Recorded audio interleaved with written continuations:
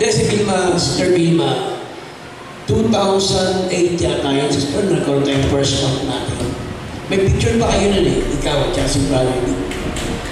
Sister Vilma naman, hindi naman yan. Bagamat minsan, tahimik lang siya. Kasi may pinagdadaanan siya. Pero sa dami ng problema niya, sa totoo lang o, pwede na siyang sumurrender sa buhay niya. Pero tingnan niya yung buhay niya, matatag. Masigit pa yun sa maligong buhay niya, pwede na siya umalis sa Diyos. Pero sige lang, kinakaya niya mag-isa para sa Panginoon yun. In fact, hindi nga sila humingi ng tulong sa amin kung ano man meron silang problema eh. Sister Vilma, tuloy lang na. Kung ano yung problema niya, hinaharap lang niya. Pero ang pinakamaganda doon, kapatid, nandiyan pa rin siya sa gawain ng Panginoon. Hindi siya natitinag.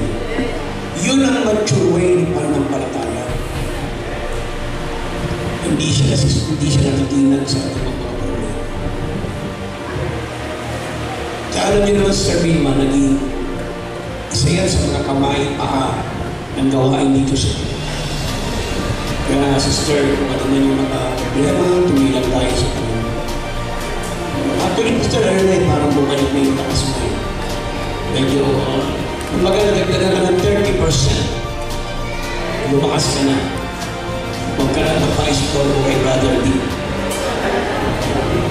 Kaya, salamat sa Panginoon.